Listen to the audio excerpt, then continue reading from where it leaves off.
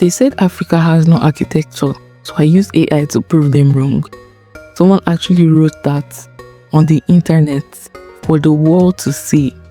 So I spent 30 days using AI to prove them completely, historically, embarrassingly wrong. This is what I found. This is Africa Reimagined, a channel dedicated to one thing, showing the world what Africa actually built. And when I saw that comment, I didn't get angry, I got obsessed. I asked myself, what if I could use AI, Gemini, Leonardo, 11 Labs, to reconstruct, reimagine, and review African architecture in a way no textbook ever has? What if I gave the world something it couldn't unsee? Over 30 days, I researched 12 African structures, generated hundreds of AI images, and rebuilt entire cities from historical records. Here are the ones that shook me the most. We start in 1100 AD, Southern Africa. A civilization is building something extraordinary. Great Zimbabwe.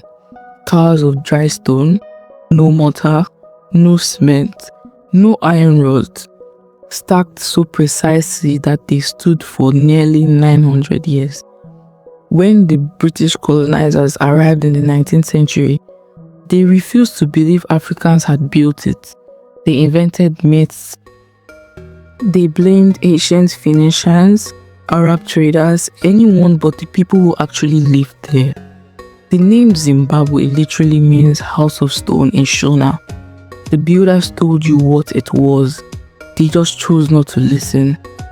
Over 18,000 people lived here at its peak. It was a trading empire. Gold, ivory, cattle, connected to the Swahili coast, the Persian Gulf, and China. This was not a village. This was a capital. Now go north to the highlands of Ethiopia. In 1181 AD, King Lalibela wanted to build a new Jerusalem. So he did something no architect had ever attempted before or since. He didn't build up, he carved down 11 churches cut directly into the living rock of a mountain, walking from the top downwards. Craftsmen removed millions of cubic meters of stone to reveal the structures hidden inside. The most famous Betty George's. The Church of St. George is a perfect cube, 12 meters deep, carved into the earth, connected by underground tunnels to the rest of the complex. Pilgrims have been walking to Lalibela for 800 years. It is still an active place of worship today. Most people have never heard of it. 1400s, West Africa, a city is being planned, not built, planned, with roads, drainage, lighting, districts for guilds, for royalty, for merchants. Dutch explorer Alfred Tapper wrote in 1668, "The city appears very great.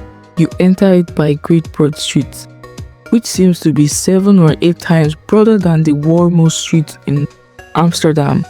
The Ober's Palace alone covered over 2 square miles.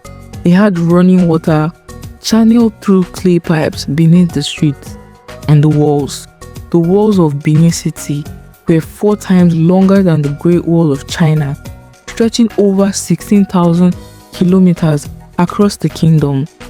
In 1897, the British forces burned it. In 3 days, they called it a punitive expedition. They stole over 3,000 bronze artworks, now sitting in the British Museum. The city was never fully rebuilt, but the record survived, and now so does this." Mali, West Africa, 1327. The Great Mosque of Djinguereber in Timbuktu, the largest mud brick structure on earth, designed by the Spanish Andalusian architect Abu Ishaq Sahili, commissioned by Emperor Mansa Musa, the richest person who has ever lived. What most people don't know Mud brick isn't primitive, it's engineering genius. These walls breathe. They keep interiors 15 degrees cooler than outside in desert heat. Zero energy, zero electricity. Built 700 years ago. And Timbuktu itself, once called the Oxford of the Sahel, housed over 25,000 students, 700,000 manuscripts. It was the intellectual capital of the medieval world. In 2012, extremists destroyed many of those manuscripts. The buildings they could not destroy because the whole city repairs Djinguereber every year, a living tradition of collective maintenance that predates the concept of historic preservation by 5 centuries. I could keep going. I will keep going. That's what this channel is for. Mero, the Swahili coast, the Kasubi tombs, the ancient city of Aksum, the earthworks of Mapungubwe. The list is longer than one video, longer than one channel, longer than any algorithm can hold. The person who wrote that comment, Africa has no architectural heritage worth studying.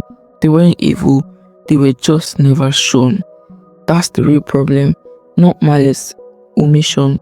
Every week on this channel, we fix one piece of that. One city, one structure, one civilization at a time. If this is new to you, share it because the architecture exists. What was missing was someone willing to look. Comment below which structure surprised you most. I read every single one.